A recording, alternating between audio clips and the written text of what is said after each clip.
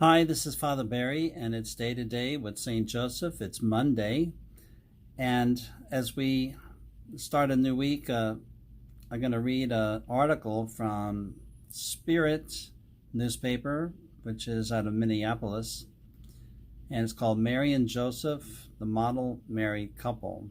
The article was written 3 years ago, but it was put up on the internet, so here we go. If Jesus, Mary, and Joseph are the Holy Family, then Mary and Joseph are the Holy Couple. And if the Holy Family serves as the model for Christian families, then Mary and Joseph serve as the model for Christian couples that are living the sacrament of marriage.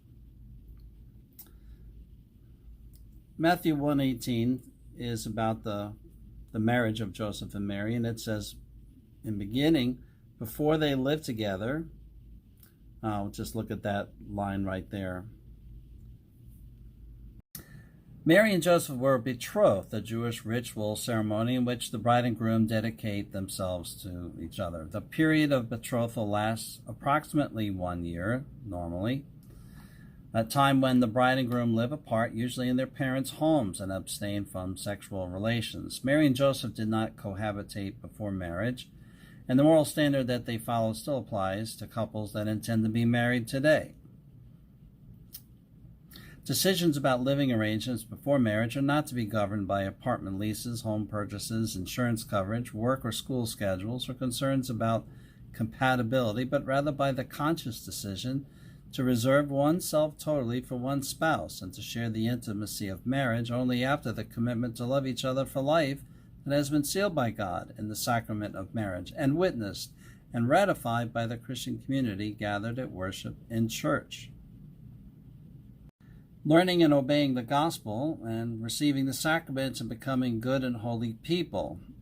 That should be the plan. So when they exchange their vows, their marriage will be anchored upon the foundation of their faith that is deep and solid and constructed over many years.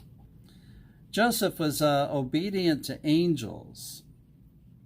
Joseph and Mary received appearance from angels. An angel told Joseph to take Mary as his wife, Matthew 1:20. Later to take Jesus and Mary and flee to Egypt, Matthew 2:13. And once harm had passed, to take Jesus and Mary and return to Israel, Matthew 2:20. And in each instance, Joseph obeyed immediately, without resistance or delay. The angel of God, Gabriel, appeared to Mary to announce that she would be the mother of the Son of God, and she replied, "May it be done to me according to your word." That's Luke 1:31, 35, 38. The angels were messengers of God and conveyed God's will, and both Joseph and Mary trusted God and obeyed. Likewise, a Christian couple, both before they are married and after, pay attention to God's will, however it is conveyed, and without resistance or delay. They obey promptly and completely. So Joseph took his wife into his home. That's from Matthew 1:24. Joseph and Mary began to live together at the angel's bidding, and for them to establish a home. It also presumed that their betrothal had ended and that they were married within the Jewish faith. Wherever they were living, probably in Nazareth, they would have gone to the synagogue and exchanged their marriage vows before a rabbi according to the prescribed ritual in the presence of fellow Jews that were members of that local synagogue. Similarly, a Catholic, when engagement ends before they live together, brings the marriage to a Catholic church. The couple exchanges their consent before a priest or a deacon according to the Catholic form, and does so in the presence of their family, relatives, and friends who represent the local parish and the universal church. At home together is the next category in this article. Mary and Joseph shared a beautiful mutual love. They were not married singles, individuals that happened to be living under the same roof, selfishly pursuing their own interests, with personal gain and fulfillment as their main objectives. Rather, Mary gave her life as a total gift to Joseph, and Joseph in turn gave his life as a total gift to Mary. Their love was selfless. Their approach was not, what's in this for me, or what would make me happy, but rather, what would make my spouse happy? They were not focused on compromise. I get my way some of the time and you get your way some of the time. But rather, it is my aim to please you and promote your well-being all the time. They shared their lives completely. They communed with each, shared their dreams and disappointments, joys and worries, ate their meals together, willingly performed household tasks together, prayed together, and genuinely enjoyed each other's company. Now, the next category, a home filled with love. Well, love is a virtue, 1 Corinthians 13:13. It was the bond between Mary and Joseph, and it permeated their home. They were consistently kind and patient with each other. They were humble and modest, polite and respectful, supportive, positive and encouraging, appreciative and complimentary, calm, composed, and self-controlled, able to see things from their spouse's point of view, willing to give the benefit of the doubt, compassionate, forgiving, and reconciling, open, truthful, and honest, gentle and tender, generous and grateful, joyful, peaceful, and faithful. By practicing the virtues together, Mary and Joseph made God the center of their marriage. They had the wisdom to know that one spouse goes through the other to God.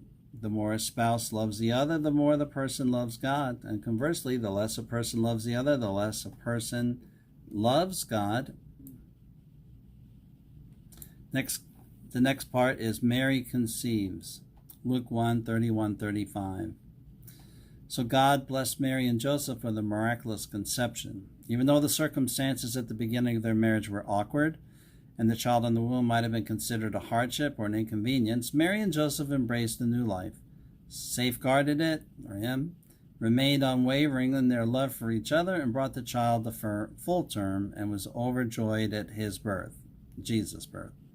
A Christian couple eagerly anticipates the prospect of having children, and if God blesses them with a miraculous pregnancy, even if not under ideal circumstances, the couple welcomes the new life, protects it from all harm, and does everything possible to ensure the child's birth. Next, Mary gave birth to her firstborn son, based on Luke 2:7. So when Jesus was born, Mary instantly shifted into service mode when she wrapped him in swaddling clothes and laid him in a manger. Married love is generous. Mary and Joseph's marriage did not revolve around themselves, their pursuits, careers, hobbies, and standard of living. They knew that a child would require time, attention, and sacrifice, and they gladly dedicated themselves to the care of the child that God entrusted to them. A Christian married couple is not only loving and generous with each other, but eager to share their ever-increasing love with their children. Now, traveling partners, our next category. Mary and Joseph made one journey after another together. During their early years, they traveled from Nazareth to Bethlehem, Bethlehem to Jerusalem, Israel to Egypt, Egypt to Judea, Judea back to Nazareth. After they settled in Nazareth, they made an annual pilgrimage to Jerusalem for Passover. In addition to the long journeys, they made short trips, to the synagogue, to the markets, and friends' homes. The journey may have been to obey a government order, or fulfill a spiritual duty, or for safety and security. Some were made at an easy pace, others made hastily and under great duress. No matter the situation, Joseph and Mary were inseparable step by step, helping each other along the way, sharing each other's burdens. Their marriage journey continued for many years, and they were ever faithful. A Christian wife and husband are traveling companions for life, helping each other wherever they may go, particularly when travel conditions are most difficult. And now we just finished with synagogue and temple, from the article from the Minneapolis St. Paul Catholic paper. It was Mary and Joseph's custom to go to the synagogue on the Sabbath day. It's implied in Luke 4:16. And each year they went to the temple in Jerusalem for the feast of Passover, Luke 2:41. So they were like today, a church-going couple, a house of worship-going couple, and worship was the centerpiece of their week. They attended Sabbath after Sabbath and faithfully obeyed God's commandment. that Exodus 20 and Deuteronomy 5 say about Sabbath. In the same way, a Christian marriage is in a spiritual partnership, and in addition to wife and husband's daily prayers together at home, they go to church every weekend, and their week revolves around the celebration of Mass. It is their shared opportunity to give God thanks and praise for blessings, to be nourished by word and sacrament, and to give and receive support from the other members of the community.